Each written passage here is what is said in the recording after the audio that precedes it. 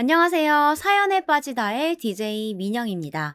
오늘은 40대 여성분께서 시원한 사이다 사연 보내주셨는데요. 나가지 마시고 끝까지 들어주세요. 그럼 지금 시작할게요.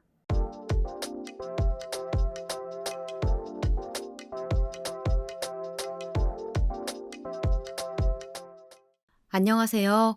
저는 이제 막 40대가 된 평범한 대한민국의 여자입니다. 저는 어린 시절 작은 20평대 주공 아파트에서 자랐고 화장실에서 휴지를 아껴 쓰라거나 안 쓰는 방 불은 꺼두라는 식의 돈을 아껴 쓰는데 이골이 날 정도로 부모님의 철저한 절약 교육을 받고 자랐습니다. 특히 자수성가하신 아버지께서는 어린 시절 정말 찢어지게 가난했던 이야기를 아직도 하시며 절약의 중요성을 강조하십니다. 저에게 판잣집에 살아봤냐고, 아버지는 그런 다 쓰러져가는 판자로 만든 집에서 정말 8식구가 사셨다고 해요. 배가 고파서 항상 배를 움켜쥐고 다녔고 변변한 옷 한 벌 없이 누더기를 걸치고 살았다고 했습니다. 그런 아버지가 중학교를 졸업하시고 바로 일터로 뛰어드셨어요. 처음에는 돈 되는 일이라면 닥치는 대로 무엇이든 하시며 미천을 모으셨다고 합니다. 다행히 몸은 건강한 편이어서 육체 노동으로 꽤 큰 돈을 모으실 수 있었다고 해요. 그 후 의류 관련 회사에서 일을 하게 되셨는데 아동복의 원단을 대는 일이었다고 해요. 아버지가 판매하는 원단이 백화점에 들어가는 브랜드들에서 반응이 좋아서 아버지는 운이 좋게도 금방 가난한 생활에서 벗어날 수 있으셨다고 합니다. 그렇게 원단 관련 회사를 다니면서 월급쟁이에 만족할 수 없었던 아버지는 일하면서 알게 된 인맥으로 자기 회사를 차리셨습니다. 다행히 인간관계 관리를 잘하셔서 제법 일을 따올 수 있었다고 해요. 어머니와는 회사를 다닐 무렵 만나서 아버지가 돈을 모아 회사를 차리게 되었을 쯤 청혼을 하셨다고 합니다. 평생 돈 걱정 안 하게 해주겠다고 하면서요. 그렇게 우리 부모님은 결혼을 하시고 저를 낳게 되었습니다. 결혼을 하고 5년이나 아기가 안 생겨 걱정을 하던 중에 제가 태어난 것이라 부모님은 크게 기뻐하셨다고 해요. 정말 말 그대로 애지중지의 저를 키우셨다고 합니다. 그리고 둘째 아기를 낳으려 노력을 하셨지만 어쩐 일인지 어머니께서 자궁이 약해서 더 이상 아기는 들어서지 않았다고 해요. 그렇게 저는 나름 경제적으로 풍족한 집안에서 무남동녀 외동딸로 예쁨을 듬뿍 받으며 자랐습니다. 제가 중고등학교를 다니는 동안에도 아버지는 금통장에도 투자를 하시고 컨테이너 대여 사업도 같이 하셨어요. 컨테이너 대여 사업이 꽤 쏠쏠하게 돈벌이가 되어 이득을 많이 보셨다고 하더니 그 후부터 우리가 살고 있는 집 말고도 아파트를 여러 채 사시고 땅도 사셨습니다. 그렇게 우리 집은 점점 더 형편이 좋아졌죠. 그러다가 아버지는 지방에 있는 원룸 건물을 사시겠다면서 여기저기 지방으로 부동산을 알아보러 다니셨어요. 주로 대학가에 있는 원룸 건물이나 상가 건물이었죠. 그렇게 한참을 알아보고 다니시더니 아버지가 구매한 건물만 3채가 넘었습니다. 전부 지방에서 제법 유명한 대학가나 번화가에 있었어요. 저는 말로만 계속해서 재산을 늘고 있다고 이야기만 들었을 뿐 실체를 보지 못해서 사실 긴가민가 하는 마음도 있었습니다. 왜냐하면 실제로 제 눈에 보이는 변화는 아무것도 없었거든요. 우리는 여전히 주공아파트 20평대에 살고 있었고 부모님이 절약하시는 것도 변함이 없었고 엄마는 항상 재래시장에 가셔서 콩나물 값을 깎곤 하셨거든요. 저 역시 그냥 평범하게 학교를 다녔던 것 같습니다. 다만 교육비에 있어서만은 제가 배우고 싶은 것이 있다고 하면 부모님께서 아낌없이 지원해 주셨죠. 그렇게 저는 서울에 나름 이름되면 알만한 대학을 나오게 되었고 그 후 3년을 공무원 시험 준비해서 7급 공무원이 되었습니다. 그리고 처음 발령받았던 시청에서 어떤 한 남자를 만나게 되었죠. 그 사람은 제가 좋아하는 큰 키에 눈썹이 진한 소위 사람들이 말하는 훈남의 외모를 가진 같은 부서 직원이었습니다. 항상 회식을 하면 분위기를 호탕하게 주도하고 술 못 먹는 여직원들을 위해 흑기사를 해주기도 하는 매너 좋은 남자였어요. 저는 난생 처음으로 그 남자에게 호감을 느꼈습니다. 학창 시절에도 대학 때에도 마음 가는 사람이 한 명이 없었던 소위 건어물녀였던 제가 드디어 이성에게 관심을 가지게 된 것이죠. 그 사람은 인기가 참 많았습니다. 같은 부서 여직원들이 모두 그 사람이 지나가면 한 번씩 돌아보고 오늘은 남색 양복을 입었다며 남색이 너무 잘 어울린다고 호들갑을 떨 정도로 우리 부서에서는 마치 연예인 같은 존재였거든요. 저는 지극히 평범한 외모에 어디를 가도 눈에 잘 띄지 않는 평범한 사람이었습니다. 그래서 저는 그렇게 혼자 짝사랑을 키워갈 수밖에 없었어요. 그 사람이 저에게 먼저 아침 인사라도 하는 날이면 괜히 가슴이 설레고 또 어쩌다 눈이 마주치면 어쩔 줄 몰라 하면서 한동안 두근두근 하면서 그 사람의 주위를 맴돌았죠. 그러다가 우리 부서에서 다 같이 일요일에 단합대회 겸 등산을 가게 되었어요.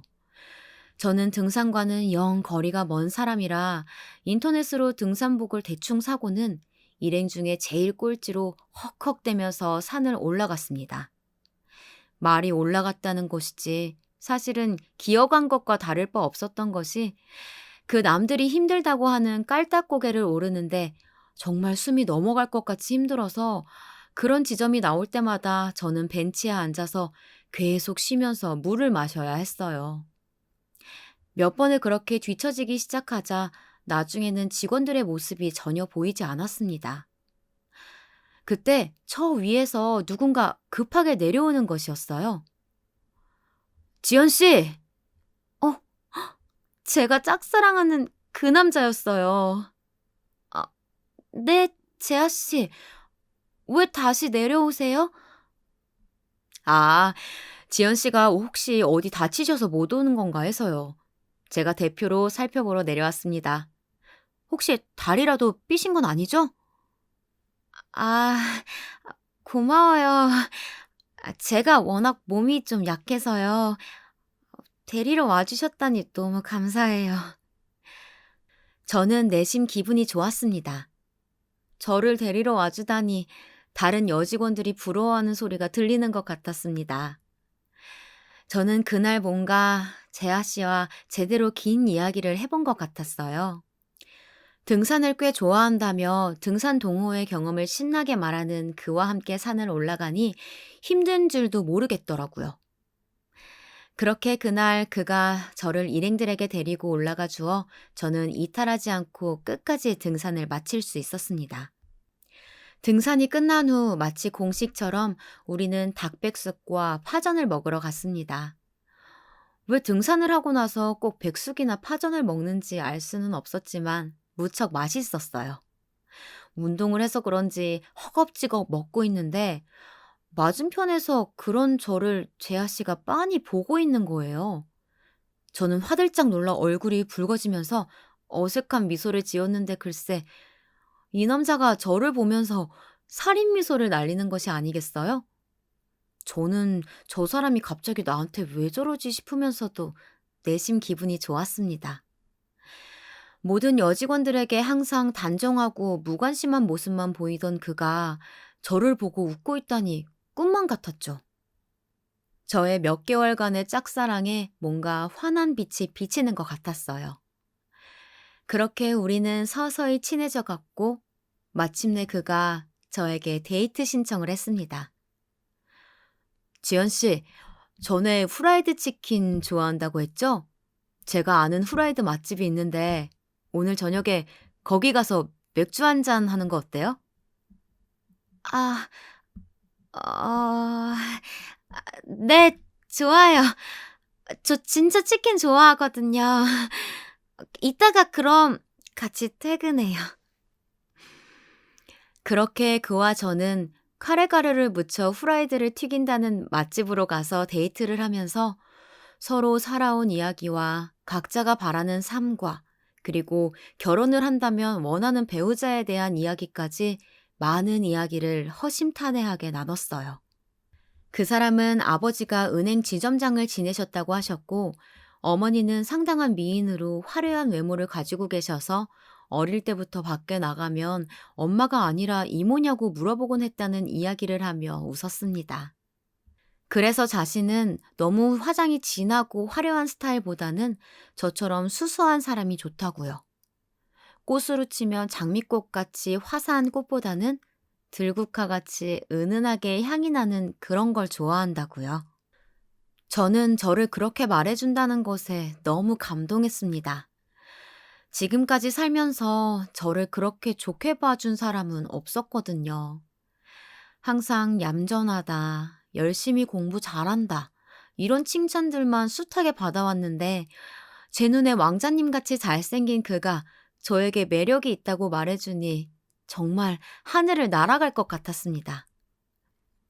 그렇게 그 사람과 저는 1년여의 시간을 연애를 했습니다. 그 사람은 항상 다감하게 저를 챙겨주었어요. 가끔 부모님과 통화하는 것을 들어보면 부모님과의 관계도 무척 좋아 보였습니다. 항상 어머니와 자주 통화를 하고 부모님을 살뜰히 챙기는 모습을 보니 나와 결혼하면 우리 부모님께도 잘하겠구나 하는 기대를 품게 되었습니다. 그때는 그게 얼마나 순진한 생각이었는지 몰랐죠. 이듬해 그 사람의 생일날 저는 그 사람의 가족들에게 인사를 갔습니다. 어머니께서 생일상을 차리신다고 여자친구도 데리고 오라고 하셨다고 초대를 받아서 떨리는 마음으로 그 사람이 먹고 싶다고 한 치즈케이크를 사서 찾아갔죠. 띵동. 벨을 누르는데 정말 심장이 튀어나올 것 같이 떨렸습니다. 어서 오세요. 지연 씨라고 했죠? 정말 만나서 반가워요. 문을 열고 나오신 남친의 어머니는 TV에 나오는 탤런트라고 해도 믿을 정도로 고운 외모를 가지고 계셨습니다. 머릿결은 찰랑거렸고 피부도 백옥같이 하얗더군요. 무슨 재질인지 몸에 감기는 회색 셔츠 드레스를 입고 계셨는데 마치 모델처럼 날씬하셨습니다. 저는 어머니가 너무 예쁘셔서 순간 당황을 했지만 웃으며 저를 반기시는 모습을 보고 얼굴을 붉히면서 인사를 드렸어요. 남친의 아버지 역시 중년의 나이로 보이지 않으실 만큼 멋쟁이시더군요. 흰머리도 거의 없으셨고 군살도 전혀 없으시고 키가 크고 풍채가 좋으셨습니다. 그래서 재하 씨가 이렇게 인물이 좋구나 싶었어요. 저는 그날 저에게 살갑게 대해주시는 부모님과 함께 즐거운 저녁 식사를 하고 돌아왔죠. 기분이 좋았습니다. 어쩐지 그의 부모님께서 저를 마음에 들어하는 것 같았거든요. 재하 씨가 사람이 야무지고 똘똘해 보인다고 엄마가 흡족해 하셨다고 저에게 말했고요. 그렇게 저희는 사랑을 키워가면서 이번에는 저희 부모님께 인사를 갈 계획을 세웠습니다. 제가 남친을 우리 가족에게 정식으로 소개하기로 한 날은 바로 아빠의 생신날이었습니다. 잔뜩 기대를 하고 있는 엄마는 평소엔 절약하시느라 사지도 않던 소고기도 사서 구워서 내오셨고 아버지 역시 기대에 찬 눈빛으로 저와 남친을 기다리고 계셨죠. 마침내 집에 도착한 우리는 집 안으로 들어섰어요.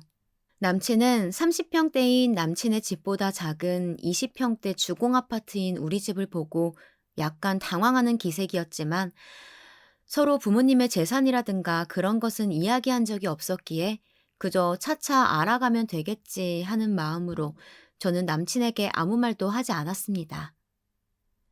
남친은 예의 바르게 부모님께 인사를 올리고 또 아버지 생신 선물로 샀다면서 차가버섯 세트를 내놓더군요.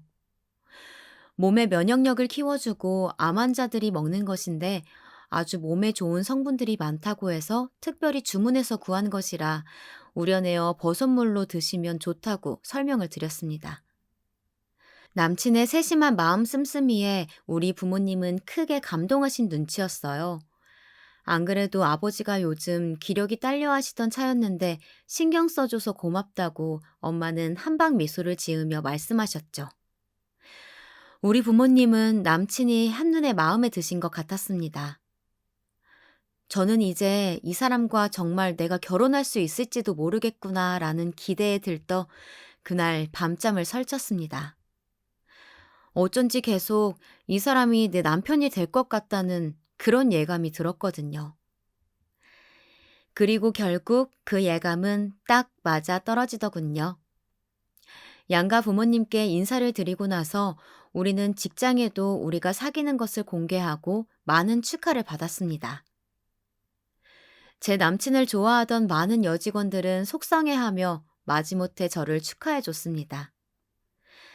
저는 항상 눈에 띄지 않고 존재감 없던 제 인생에서 갑자기 제가 주인공이 된 것 같은 기분에 하늘 위를 둥둥 떠다니는 것 같았어요. 그렇게 꿈 같은 연애를 하고 있던 무렵 양가에서 슬슬 결혼 이야기가 나오더군요. 아무래도 둘 다 나이가 있고 하니 언제 결혼할 거냐고 양가 부모님들이 계속 물으시는 거였어요. 우리 둘 다 비혼주의자도 아니어서 우리는 자연스럽게 결혼을 위해서 양가의 의견을 구해보기 시작했습니다. 그런데 결혼 준비를 하면서 깨지는 커플이 많다고 하더니 생각보다 결혼 준비가 만만치 않았습니다. 일단 집을 어디에 구할 것이냐의 문제부터 우리는 의견 합치가 되질 않았어요. 저는 남친이 아파트를 사오거나 혹은 전세를 구해오면 제가 혼수를 채울 계획으로 제가 그동안 모은 돈이 5천이 있다고 말씀을 드렸습니다. 그랬더니 예비시댁 어르신들은 황당하게도 저에게 말씀하셨어요. 그럼 네가 혼수해오려던 그 돈 5천으로 우리가 칼국수집을 차리려고 하는데 그 자금을 보태고 신혼집은 그냥 지금 우리 아들이 살고 있는 풀옵션 원룸으로 일단 시작하면 어떠니? 남친은 자기 명의로 된 풀옵션 오피스텔에 살고 있었는데 아직 오피스텔을 처분할 수 없으니 거기 들어가 살되 제가 마련한 혼수 비용은 시아버지가 은행을 퇴직한 지 몇 년 되셨기 때문에 소일거리 삼아 운영하실 칼국수집 오픈에 보태자는 것이었습니다. 저는 조금 당황했지만 남친과 그리고 우리 부모님께 의논해 보겠다고 했어요. 당연히 우리 부모님의 반응은 제 예상과 같았습니다. 무슨 소리야? 우리 딸이 모은 돈을 왜 그 집 칼국수집 오픈하는데 줘? 아버지는 말도 안 된다는 듯이 펄쩍 뛰면서 화를 내셨습니다. 엄마 역시 옆에서 고개를 저으시더군요. 그렇게 서로 언성을 높이다가 일단 그 문제는 시부모님께서 오피스텔을 다시 세를 주는 조건으로 저희 전세금을 구해주고 그러면 그 집에 혼수를 채워넣기로 일단락되었습니다. 그리고 또 시끄러웠던 것은 예단이었어요. 미대를 나오셨다는 배우 뺨치는 외모를 가지신 시어머니께서는 저에게 간단하게 적었다며 예단 목록을 주셨습니다. 거기에는 모피코트와 가방, 진주 목걸이 세트는 물론 제가 듣도 보도 못한 온갖 브랜드의 호화스러운 사치품이 가득 쓰여 있었어요. 저는 차마 이런 화려한 목록을 부모님께 보여드릴 수가 없어서 며칠을 가방에 고이 접어만 두고 고민을 했습니다. 이 결혼을 정말 해야 하나? 보통 예단을 이렇게까지 요구하는 게 일반적인가? 정말 여러 생각이 들면서 시어머니가 다시 보이더군요. 그 화려한 외모를 유지하기 위해서는 돈이 엄청나게 든다는 것을 왜 짐작하지 못했을까 싶기도 하면서 한편 그 많은 돈을 어떻게 마련해서 쓰고 계신지 궁금하기도 했습니다. 그렇게 고민을 하다 어느 날 저는 예단을 적은 종이를 손에 쥐고 그만 침대에서 잠이 들어버리고 말았죠. 예, 아침이야. 일어나렴. 예. 어머, 얘가 손에 뭘 쥐고 자는 거야? 잠결에 들린 어머니의 목소리였어요. 손에 뭘 쥐고 잔다고? 아, 예단 종이였어요. 엄마가 그걸 보면 안 되는데. 저는 벌떡 일어나 그 종이를 감추려고 했습니다. 그러나 이미 때는 늦었더군요. 엄마가 이미 그 종이를 들고 들여다보고 계셨습니다. 글자를 읽던 엄마의 표정이 점점 심각해져 갔어요. 예, 이게 뭐니? 설마 이거 예비 시댁서 보낸 예단 목록이니? 엄마. 아니, 그게 아니고, 요즘에는 다들 그 정도는 한다고 해서 내가 찾아본 거야. 이리 줘, 엄마. 종이를 뺏으려는 저의 노력에도 불구하고 엄마는 종이를 낚아채면서 말씀하셨죠. 딸, 이 예단 목록은 엄마가 아빠랑 상의를 좀 해봐야 되겠다. 그러고는 엄마는 종이를 들고 아빠에게 가버리셨습니다. 저는 뭔가 하루 종일 생각에 잠겨 있는 부모님을 뒤로하고 무거운 발걸음으로 출근을 했어요. 남친은 해맑은 표정으로 엄마가 준 예단은 잘 준비되고 있냐고 묻더군요. 저는 마치 남일인 양 해맑은 그 모습이 그때 너무 얄미워 보였습니다. 그런데 자기야, 예단 목록이 너무 심각한 것 같지 않아? 요새 누가 그렇게 많은 예단을 해. 그리고 자기가 집을 해오는 것도 아니잖아. 뭐? 아니, 자기는 무슨 말을 그렇게 계산적으로 해? 예단은 원래 신랑 집에서 목록을 보내면 신부 집에서 예의를 갖춰 해오는 건데 집이 매매니 전세니 그런 게 뭐가 중요해? 우리 집 입장에서는 칼국수집 오픈도 포기하고 최대한 해준 건데 그렇게 말하면 나도 섭섭하지. 항상 멋지고 매너 좋던 이 사람은 어쩐지 부모님 이야기만 나오면 저에게 언성을 높이며 오로지 자기 부모 편만 드는 것이었어요. 지금 생각하면 그런 기미가 보였을 때 아예 결혼을 하지 말았어야 했는데 그때는 아직 제가 콩깍지가 덜 벗겨져서 객관적으로 판단이 되면 달라지겠지 그런 생각으로 넘어갔습니다. 그렇게 예단 문제로 한 차례 폭풍을 겪고 결국은 부모님이 예단의 절반 정도만 해주기로 합의를 하고 나서야 사태는 일단락되었죠. 그렇게 저와 남친은 겨우 결혼에 꼴이 나게 되었습니다. 부모님은 원래는 혼수와 별개로 제가 결혼하면 제 앞으로 해주시려는 재산이 있었는데 시댁에서 전세금만 해주신 것이 섭섭해 재산 증여는 보류하고 싶다고 하셨습니다. 저도 어차피 제가 일군 재산이 아니기에 남편에게도 부모님의 재산 규모에 대해 말하지 않았고 부모님께도 편하실 때 증여든 상속이든 주시는 것만으로도 감사하다고 말씀드렸습니다. 그렇게 저는 모두가 좋아하던 훈남과 결혼 생활을 시작했습니다. 그러나 결혼은 이상이 아니고 현실이라 하던가요. 그런 사람과 연애만 하던 시절과 실제 겪는 결혼 생활은 달라도 너무 다르더군요. 난관이 한두 가지가 아니었습니다. 특히나 제일 힘들었던 것은 바로 시댁의 분위기였습니다. 결혼에 앞서 미혼 여성들은 시댁에 대해 여러 무시무시한 소리를 주변으로부터 듣게 되는데 저 역시 한때는 그런 소리들에 겁을 잔뜩 먹었다가 막상 예비 시댁에 가보고는 이런 좋으신 분들이 그럴 리가 없다는 확신이 들어 결혼을 하게 되었는데요. 시댁이 어떤 곳인지는 결혼을 하기 전에 알 수 없다는 이야기를 이제는 뼈저리게 공감하고 있습니다. 제 시댁 식구들은요, 한마디로 겉만 번지르르한 사람들이었습니다. 그중 가장 겉만 번지르르한 분은 바로 시어머니셨고요. 시아버님과 남편 역시 그런 시어머니의 영향력에서 헤어나오지 못하고 있는 상황이었죠. 앞서 어머니께서 누가 봐도 그 나이로 안 보일 만큼 상당한 미인이라고 말씀드렸죠. 알고 보니 어머니께서 외모 관리에 쏟아붓는 돈은 상상을 초월하더군요. 다달이 눈썹 정리에 피부 관리는 당연한 일이고 잠옷이며 속옷까지 모두 브랜드가 아닌 것이 없었고 남들 눈에 보이는 것은 무엇이든 최고급을 쓰지 않으면 직성이 안 풀리는 분이셨습니다. 가방도 크기별, 종류별로 자동차 한 대 값의 가방이 즐비했으며 각종 폐물도 집에 가득하더군요. 저는 1년에 백화점 가는 날이 연례 행사처럼 아주 드문 날이었는데 시어머니는 하루에 한 번씩 꼭 백화점에 가셨습니다. 어찌나 쇼핑을 하셨는지 한 번은 저를 데리고 가셨는데 지나가는 매장마다 직원들과 언니 동생 하면서 지낼 정도더라고요. 백화점 VIP인가 그런 서비스도 있어서 주차도 직원이 나와서 해주는 등 저는 처음 보는 새로운 세상이었습니다. 이 맛에 해마다 실적 채우느라 쇼핑하는 거지 하시는데 저는 솔직히 이해가 되질 않았습니다. 가끔 꼭 필요한 살 것이 있을 때 하는 것이 쇼핑이지 꼭 살 것도 없는데 백화점을 계속 와서 돈을 써야 할 이유는 없으니까요.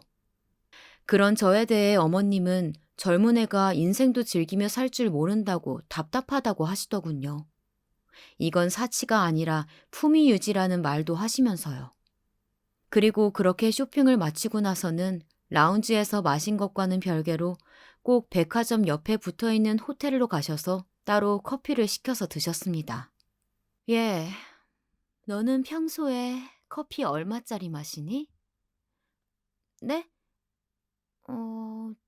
1,500원이요? 그러면 1,500원짜리 마시다가 이런 호텔에서 10,000원짜리 커피를 마셔보니 기분이 어떠니? 어, 향이 좋은 것 같기도 하고요. 잘 모르겠어요. 뭔가 막 대접받는 기분 안 들어? 난 이렇게 호텔 와서 커피를 마시면 그렇게 기분이 좋더라. 내가 뭔가 귀족이 된 것 같고 좋아. 저는 어머니를 따라 백화점도 다니고 호텔 커피숍에 앉아 하시는 말씀을 듣기는 했지만 사실 좀 이해는 안 됐습니다. 우리 엄마 같으면 커피가 10,000원이라고 하면 그 돈으로 시장 가서 콩나물을 사면 반찬을 몇 개를 먹는데 하면서 손세라를 치실 것 같은데. 어머니는 역시 호텔 커피가 맛이 좋다며 꼭 이걸 마셔야 된다고 하셨어요. 시댁의 모든 문화는 돈을 많이 쓰는 것에 초점이 맞춰져 있는 것 같았습니다. 가족 여행을 한번 가자고 하기에 그러면 가까운 제주도로 여행을 가기로 하고 제가 여행 계획을 짜게 되었습니다. 저는 우선 우리의 관광 코스를 짜고 그 동선 안에서 이동이 쉬우면서 가격이 합리적인 숙소를 찾았습니다. 2성급 호텔이 신축이라 깨끗하고 가성비 좋다는 평이 많아서 그곳으로 예약을 했죠. 그런데 제가 짠 계획대로 해보시겠다던 시부모님은 제주도에 도착해서 제가 잡은 호텔 건물에 들어서자마자 인상을 쓰셨습니다. 예, 여기가 네가 예약한 호텔 맞니? 네, 어머니. 여기예요. 여기가 가격 대비 시설이 좋고 우리가 움직이기에 동선이 좋아서요. 아휴, 이게 호텔이냐 오피스텔이냐? 이런 데서 나이 들어서 묵으란 말이야? 네? 아, 어머님 마음에 안 드세요? 나는 4성급이나 5성급 말고는 호텔은 가본 적이 없어. 여행 가면서 좋은 곳에서 자는 게 큰 낙인데 왜 이런 오피스텔 같은 곳에서 자야 하니? 지금 다시 다른 호텔 알아보거라. 별 5개짜리로. 저는 결국 너무 언짢아 하시는 시어머니 등살에 그 자리에서 호텔 예약을 취소하고 별 5개짜리 궁전 같은 최고급 호텔을 하루에 50만 원이나 주고 예약할 수밖에 없었어요. 먹는 것에 있어서도 어머님은 아무거나 드시려고 하질 않았습니다. 아버님 역시 말씀은 거의 없으셨지만 어머니 입장에 동의하시는 듯 했고요. 남편도 제가 예매한 호텔을 보더니 표정이 안 좋았습니다. 저는 도저히 시댁 식구들의 사치와 낭비가 이해가 되지 않았습니다. 이렇게 돈을 쓰다가는 한 달에 1,000만 원이 있어도 모자랄 것 같았어요. 그래서 제주도 여행에 돌아와서 남편에게 물어봤습니다. 자기야, 혹시 부모님이 지금 퇴직하시고 연금 말고는 수입이 없으시지? 그건 왜 물어? 아니, 비싼 물건을 너무 많이 사시고 백화점도 자주 가시는 것 같아서. 아니, 당신이 뭐라고 우리 부모님이 돈 쓰는 거에 대해 말을 해? 우리한테 돈 빌렸어? 저는 걱정해 물어본 말인데 남편은 버럭 화를 내더라고요. 뭔가 제 생각보다 더 많이 화를 내는 것 같아 저는 몹시 기분이 나빴습니다. 그래서 그 후로 시댁에 돈 쓰는 부분에 대해서는 일절 언급을 하지 않았죠. 그러던 어느 날이었습니다. 시어머니께서 친구들과 모임이 있다고 나가신다기에 저는 어머니가 좋아하시는 애플망고를 사서 갖다 드리러 왔다가 시댁에 잠깐 혼자 있게 되었어요. 어머니는 자신은 지금 나가야 하는데 너가 와서 마침 잘 되었다며 지금 곰국을 끓이고 있는데 봐서 사골이 좀 우러나거든 곰탕솥에 불을 꺼주고 집에 가라는 말씀을 남기고 나가셨어요. 저는 그래서 1시간 정도 혼자 시댁에 있게 되었죠. 부엌 의자에 앉아서 곰탕이 끓기를 기다리면서 저는 식탁에 있던 신문 뭉치를 발견하고 오늘자 신문을 읽기 시작했습니다. 마침 제가 흥미를 가지고 있던 반도체 관련 주식 기사가 있어서 신나게 읽고 있는데 툭 하고 편지 봉투 같은 게 제 무릎으로 떨어지는 것이었어요. 그것은 제2금융권에서 보낸 채권 수심 통지서였습니다. 카드값 미납인 것 같았죠. 저는 손이 벌벌 떨리고 갑자기 모든 것이 걱정이 되더군요. 이렇게 돈에 대해서 아끼지 않고 막 쓰고 계시다는 것이 너무 불안하게 생각이 되었어요. 카드값이 밀려 연체가 되어 추심 통지서까지 날라올 지경이라면 시부모님의 경제 상황은 도대체 어떤 것인지 눈앞이 캄캄해 오더라고요. 그래서 그날 밤 집으로 돌아온 남편을 붙잡고 다시 한번 대화를 해봤습니다. 자기야, 저번에 자기가 화를 내서 내가 다시는 안 물어보려고 했는데 오늘 부모님 댁에서 내가 뭘 좀 봤어. 또 무슨 소리를 하려고? 뭘 봤는데 그래? 채권 수심 통지서. 카드값을 안 내셔서 내라고 그게 날라온 것 같더라. 남편은 제 이야기를 듣고는 한동안 말이 없었습니다. 그러더니 또 시작이시네. 우리 부모님 돈 씀씀이가 크셔서 한 번씩 그런 일 있으니까 큰 걱정하지 않아도 돼. 아니, 어떻게 걱정을 안 해? 당장 그 카드값 갚으실 수는 있는 거야? 그건 부모님이 알아서 하실 거고 많이 힘드시면 아마 나에게 얘기하시겠지. 걱정하지 마. 처음 있는 일도 아니고 해결 못한 적 없으니까. 저는 이번에도 더 이상 관여 말라는 남편의 말을 듣고 걱정은 되었지만 그저 알겠다고 했습니다. 마음은 계속 답답했지만요. 그 후로 시댁에 갈 때마다 어머니가 돈을 물쓰듯 써대는 모습을 보니 정말 신경이 쓰이고 스트레스를 받았습니다. 저러다가 나중에 어떻게 감당하려고 저렇게 형편에 안 맞는 소비를 하시는지 저는 너무 걱정이 되었어요. 그런데 이야기를 꺼낼수록 남편과 싸움만 나니 참 문제였습니다. 어느 날은 부모님께 당신이 한번 돈 아껴서 관리하시라고 말씀드려보는 게 어떠냐고 했다가 남편이 제 부모님까지 끌어들여 안 좋은 소리를 하더라고요. 자기야, 이제 우리 부모님 소비 이야기는 그만하기로 했잖아. 부모님 사시는 30평대 아파트도 작아시고 연금도 있으셔. 좀 쓰면서 사셔도 돼. 엄마가 워낙 안목이 고급이어서 그런 걸 왜 그렇게 걱정해? 자기네처럼 20평 주공에만 살았던 형편 빠듯한 사람들은 이해 못하겠지만 돈 너무 아껴 쓰면 궁색해 보여. 진짜 부자들이 돈을 어떻게 쓰는지 본 적 없지? 돈은 쓸수록 굴러서 들어오는 거야. 건물 몇 채 있는 사람 본 적 있어? 우리 부모님 지인들은 그런 분들 많으셔. 그러니까 부모님 소비에 대한 이야기는 그만하자. 내가 자기 집 20평대 주공 산다고 싫다고 한 적 없잖아. 기가 탁 막히더군요. 우리 부모님이 20평대 주공 아파트에 산다는 걸 저렇게 2번이나 언급할 정도로 그게 잘못된 일인가 싶었습니다. 사실은 그 건물 몇 채 있는 알부자가 바로 우리 부모님이다라고 말하고 싶었지만 돈을 물쓰듯이 쓰는 이 집안에서 그 사실을 알아서 좋을 것이 없겠다는 생각에 저는 그냥 입을 다물고 말았어요. 남편이 우리 집을 무시하는 것 같아 기분이 많이 상하기도 했습니다. 그런데 얼마 안 가 사건은 터지고 말았어요. 계절은 여름이 막 되려는 6월이었고 아버님 생신이 있었습니다. 결혼하고 처음 맞이하는 생신이라 저는 생신상을 차린답시고 장을 봐서 낑낑거리며 시댁에 가 미역국과 잡채, 육전 등 생일 음식을 잔뜩 차렸습니다.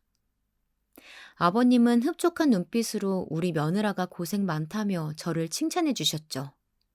어머님은 그냥 호텔 가서 한 끼 사 먹으면 되지 뭘 이런 걸 다 만들었냐고 하시면서 땡땡 호텔에서 나오는 한식당 잡채가 진짜 맛있다고 본인 생신은 거기 가서 하겠다고 말씀하셨어요. 사실 호텔에서 식사를 하자고 하셨는데 제가 그냥 차리겠다고 했거든요. 신랑도 제가 열심히 음식을 해서 차려드린 생신상을 보고 기분이 한껏 좋은 눈치였습니다. 즐겁게 다 같이 밥을 먹고 케이크를 자르고 촛불을 불었습니다. 그리고 남편이 부모님께 용돈이라며 두툼한 봉투를 내밀더군요. 100만 원이었습니다. 전날 저에게 말을 하길래 제가 왜 100만 원이나 드리냐고 그랬더니 원래 우리 집은 그렇게 드렸었다고 하는 거예요. 그래서 저는 앞으로는 양가의 생신 때마다 돈이 꽤 나가겠구나. 가계부 계획을 다시 짜야겠다고 생각했어요. 100만 원 드리던 걸 결혼했다고 해서 갑자기 10만 원으로 낮출 수는 없으니까요. 저는 그동안 부모님 생신에 10만 원을 드렸었거든요. 공교롭게도 그 다음 달인 7월에 저희 아버지 생신이 또 있었습니다. 저는 당연히 생활비에서 100만 원을 빼야 하나 고민이 돼서 남편에게 물어보니 남편은 자신이 알아서 용돈을 준비할 테니 음식할 거 하고 케이크만 준비해달라고 하더군요. 저는 저희 집에 마음을 써주는 남편이 고마웠고 처음 받아보는 큰 용돈에 부모님이 어떤 표정을 지으실지 너무 궁금했습니다. 그렇게 친정집에서 다 같이 아버지 생신을 축하하러 간 날, 저는 남편과 정말 크게 싸우고 말았죠. 무슨 일이 있었냐고요? 정말 어이없게도 제가 생신상을 차려드리고 흡족해하며 미역국을 드시고 케이크를 잘라 먹은 다음 남편이 장인어른 이거 필요한데 보태서 쓰십시오 하며 봉투를 드리는데 이상하게 봉투가 얇은 것이었어요. 저는 순간 그 자리에서 물어볼까 하다가 좀 그래서 혹시 수표인가 하는 생각으로 그날 자리가 파하고 집으로 돌아와 엄마에게 전화를 걸었습니다. 여보세요, 엄마. 김서방이 용돈 얼마 드렸어요? 응? 용돈은 왜? 아, 혹시 실수로 돈을 잘못 넣었나 해서 가계부 정리하다가요. 잘못 안 넣었어. 평소 주던 대로 10만 원 들었던데? 아, 10만 원이요? 그렇구나. 알겠어요, 엄마. 쉬세요. 저는 제 귀로 들은 소리지만 믿을 수가 없었습니다. 분명히 시아버님 생신에 100만 원을 드린 것을 알고 있는데 어째서 친정아버지 생신에 10만 원을 드린 걸까요? 순간 우리 부모님을 무시하는 것 같아 너무 화가 났습니다. 바로 쏘아댈까 하다가 그러면 싸움만 날 것 같아서 저는 부엌에 가서 물 한 잔을 마신 다음 차분히 물어보기로 했죠. 마침 남편은 거실에서 축구 경기 중계를 보고 있었습니다. 자기야, 나 물어볼 게 있어. 응? 나 축구 보는데. 뭐? 오늘 우리 아빠 용돈 얼마 드렸어? 응? 아, 10만 원 드렸지. 전부터 10만 원 드렸다며. 자기야, 축구 그만 보고 여기 좀 앉아봐. 아, 왜 그래? 남편은 기분 나쁘다는 듯이 TV를 끄고 식탁에 앉았습니다. 저는 최대한 차분하게 말을 했어요.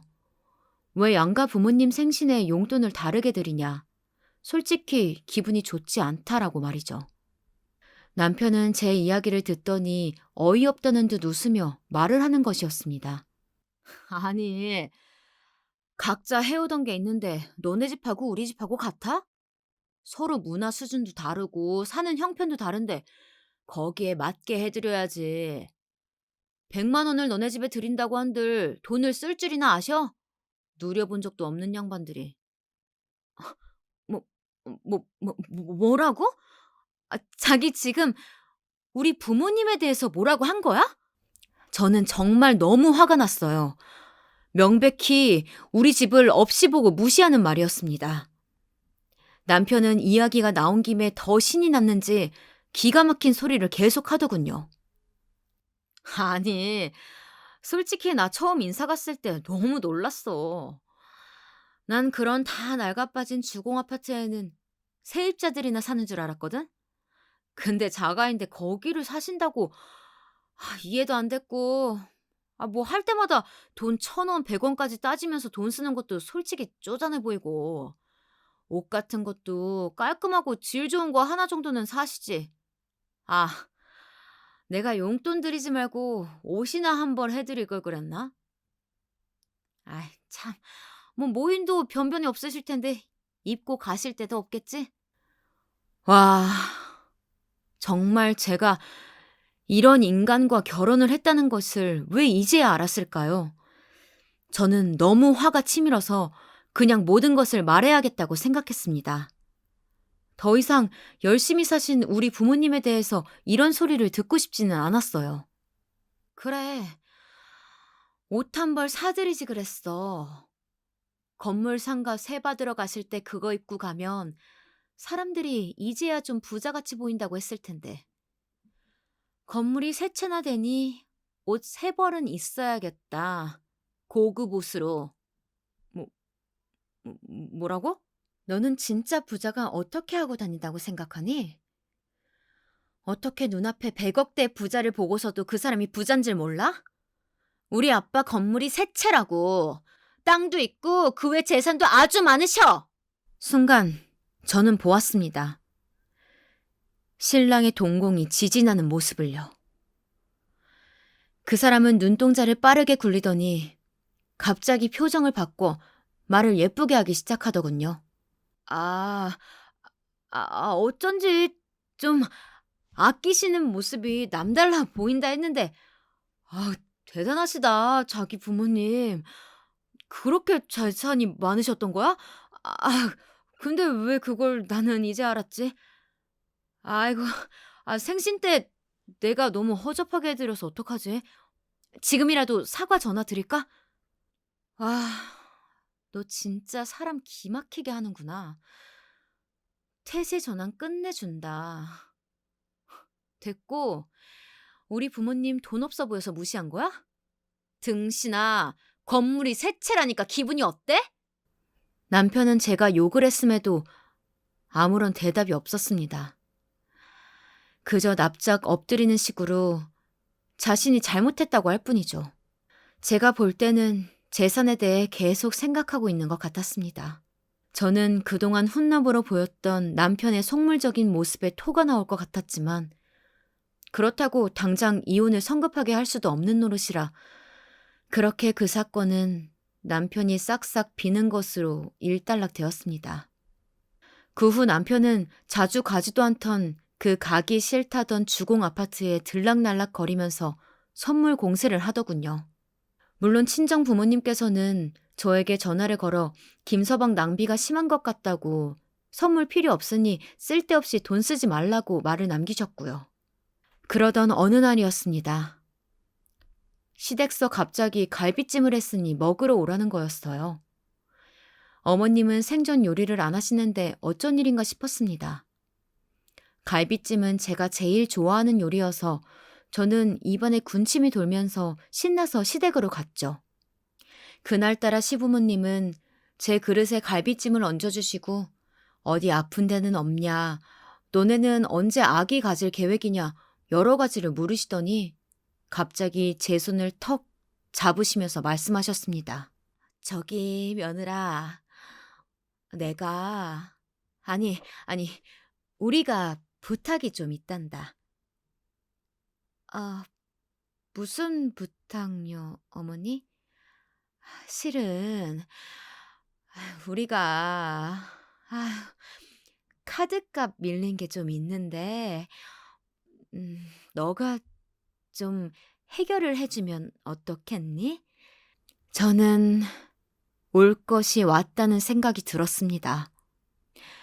알아서 한다던 그 카드값이 결국 저에게까지 말이 나오다니. 저는 남편을 흘거보면서 말했습니다. 빚이 얼마나 되는데요?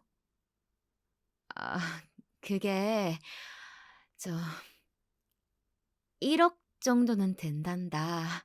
네?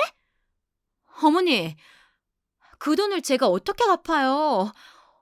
도대체 돈을 어디다 쓰신 거예요? 아니, 그냥 딱히 어디 쓴 것도 없는데 백화점에 자주 가서 그런가. 참. 아유. 어머니, 돈을 쓰실 땐 필요한 게 뭔지 계획을 짜서 쓰셔야죠.